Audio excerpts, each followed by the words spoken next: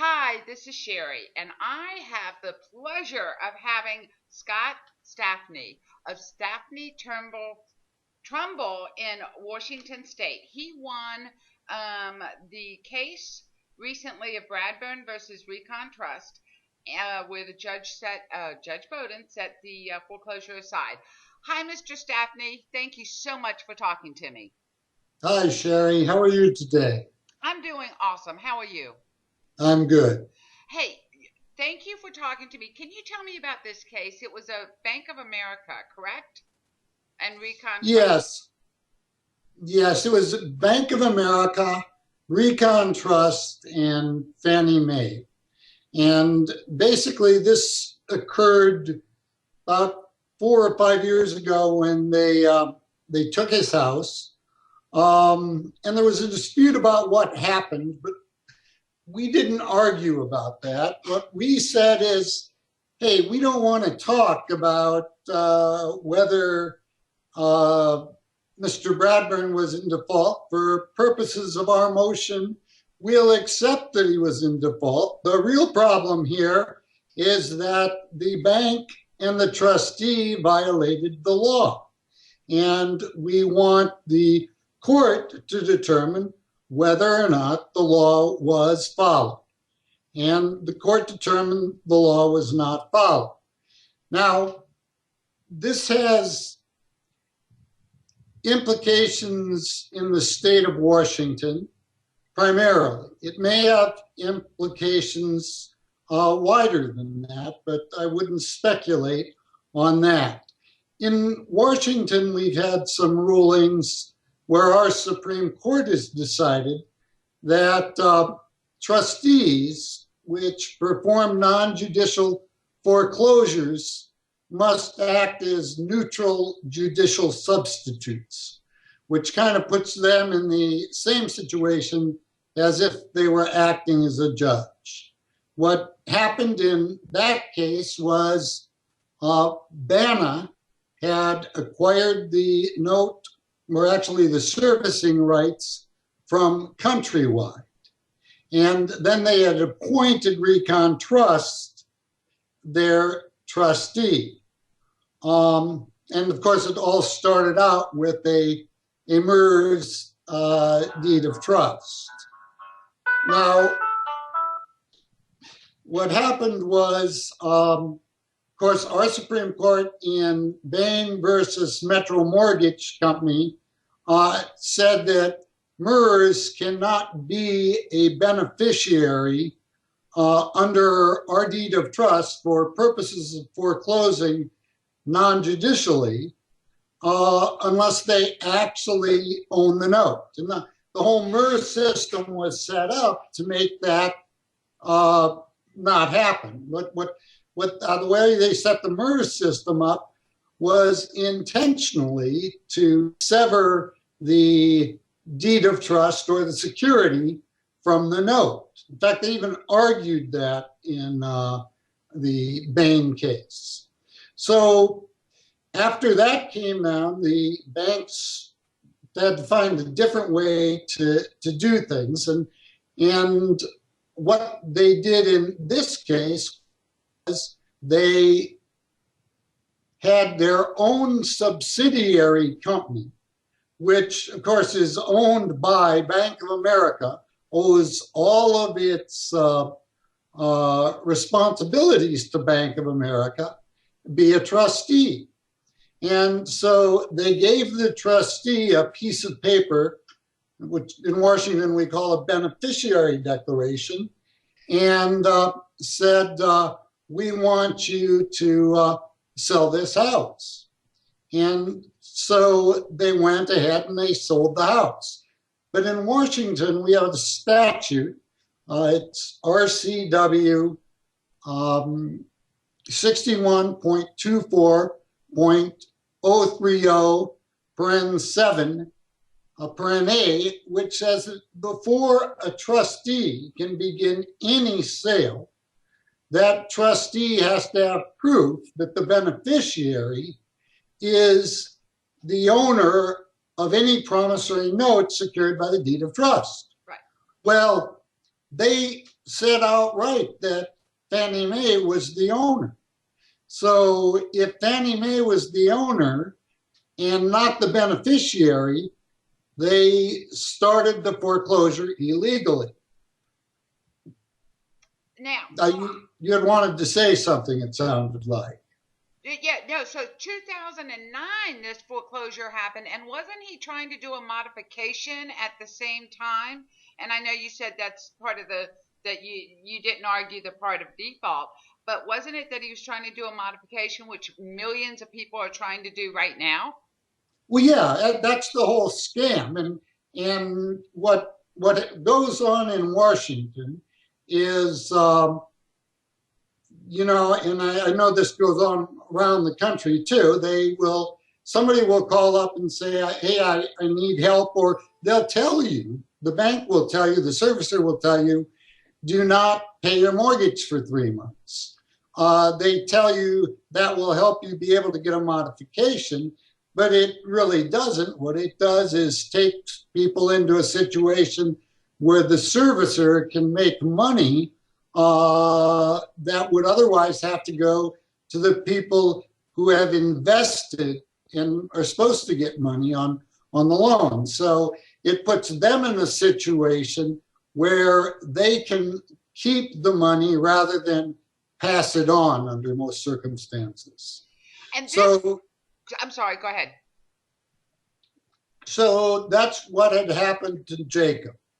And Jacob had, and this was after, of course, Countrywide went under and Bank of America took over. And I think it happened to a lot of people where, they were trying to make their mortgage payments and Bank of America simply ignored the mortgage payments and either kept the money or didn't credit it or just simply didn't take it and said they were in default. Well, there's a lot of people that get foreclosed on in the modification stage, and they're been told to miss payments, and then they get foreclosed on when the bank was telling them miss payments so you can get modified. Now, this judge, actually, the foreclosure happened in 2009.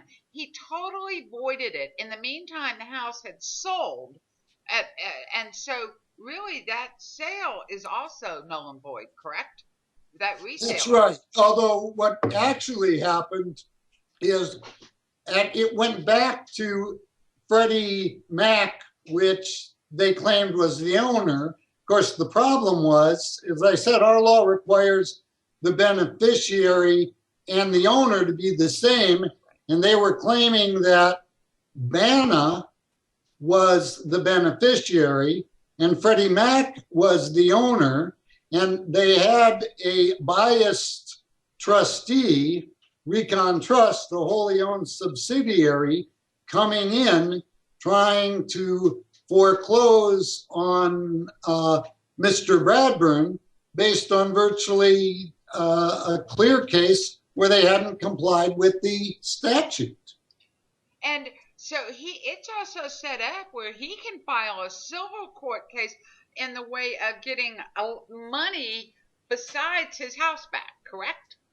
Well, we have a number of causes of action pending in that case. One of them was the Consumer Protection Act, and we sought a judgment of liability just on the Consumer Protection Act. Another cause of action that we have in that case is our state's Little RICO Act, which is like the federal RICO Act. And basically, if indeed what it may well be that the group here, Freddie Mac, BANA, and the not neutral trustee, Recontrust, committed numerous crimes in taking Mr. Bradburn's house away. Now, you've got to remember that if they did purposely violate the statute, and if they stole the house by using the DTA improperly, an argument can be made that they're engaged in racketeering activities, which are actionable in our state. So, in answer to your question, we went in on just one part of our complaint, which was the Consumer Protection Act. We still have in the background other causes of action. And I want to point out here, I mean, there's a lot of, the judge was very careful in his rulings. He took 5-6 weeks to decide this matter, and it's not as if the law is not clear. I mean, the law says that before a trustee, and you have to be neutral trustee, can foreclose. And he said this person wasn't even a neutral trustee, but even if he was, he would have to show that the beneficiary is also the owner of the promissory note.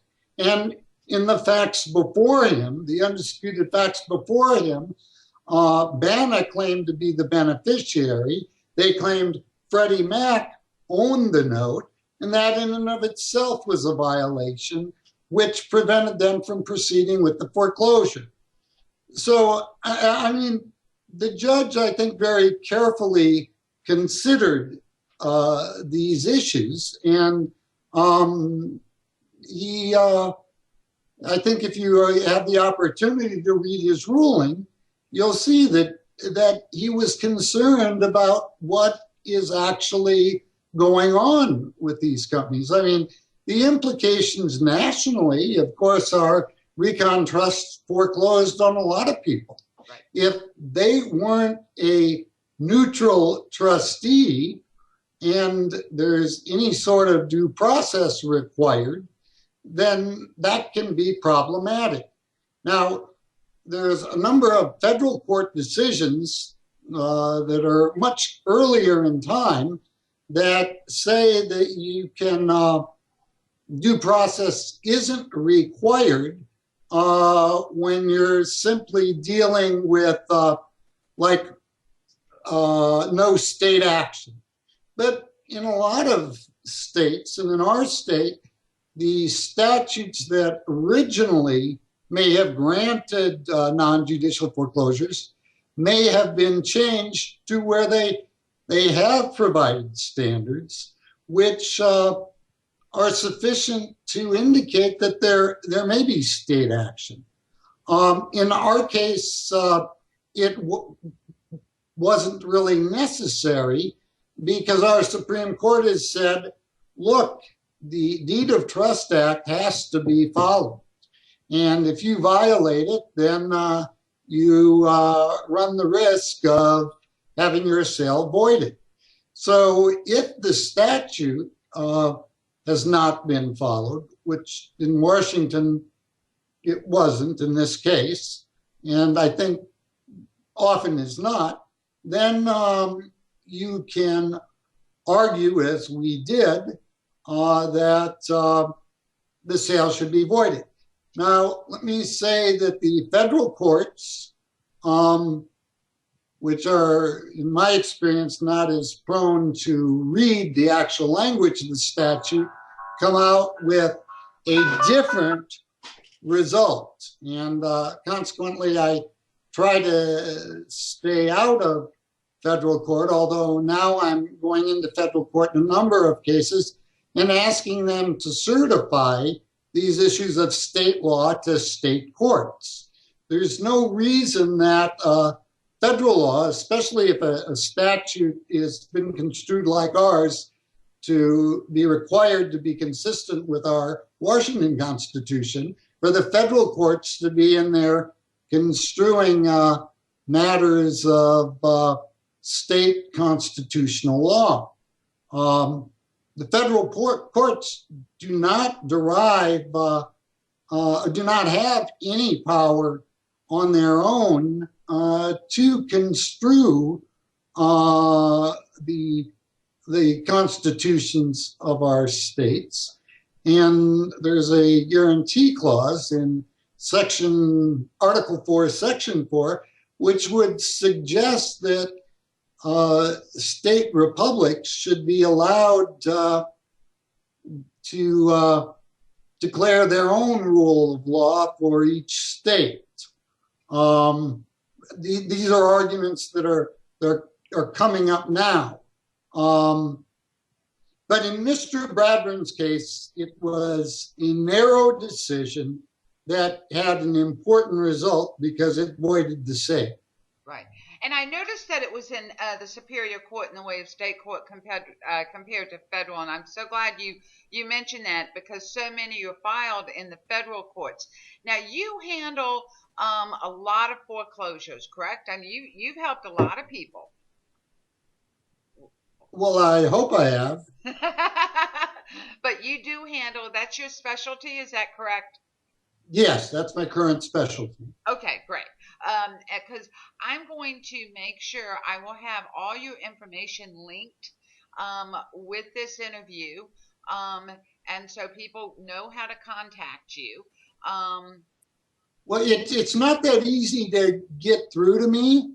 Unfortunately, they can probably get through to the office, but we practice law in Washington State. Right. That's what I need for those in Washington State. Right. And what I would say to people is, we do look at cases like Mr. Bradburn's, where we try to go in and void a sale, and we are looking at them in the context of personal injury claims, and where someone has clearly been damaged, we would consider taking those kinds of cases on a contingency. What I'd like to see happen is some cases like has happened, be won against the bank, which inspire many personal injuries lawyers to get involved in this field, to go against the banks, because we don't have enough lawyers interested in this field right now. It's a difficult one for lawyers, because lawyers, of course, have to pay their staffs and have to make money themselves in order to survive. And so the personal injury lawyers will take cases on contingency fees, thinking they will get paid in the future. So what we've got to do is win some of these cases, get damages, so that those lawyers will take these cases. Well, I think we also. Sorry. No, MERS is a complicated situation, and that's what I have found in the way of speaking to a lot of lawyers, trying to get them involved in MERS, and it's a very complicated. A lot of people just don't understand it seems, and the complications. Right, but people will understand things a lot better. I saw somewhere where some lady just got a $6 million judgment. When attorneys see those $6 million judgments, they will strive to learn the law a lot faster. Right. Well, I want to thank you so much. I know you're so busy. I really appreciate you taking the time to discuss this case with me. And I do hope its ramifications and possibilities for everybody pretty much in the U.S., especially in non-judicial foreclosure states, of the Bank of America, the MERS, and the Recontrust, by having that. Well, that won't help in non-judicial, it will help in non-judicial foreclosure states. It won't help in judicial foreclosure states. Well, thank you, and you have an awesome evening. Thank you very much. Appreciate it, Sherrie. All right, and I will have all your information up so people can contact you in Washington State. All right, thank you. All right. Bye now. Bye.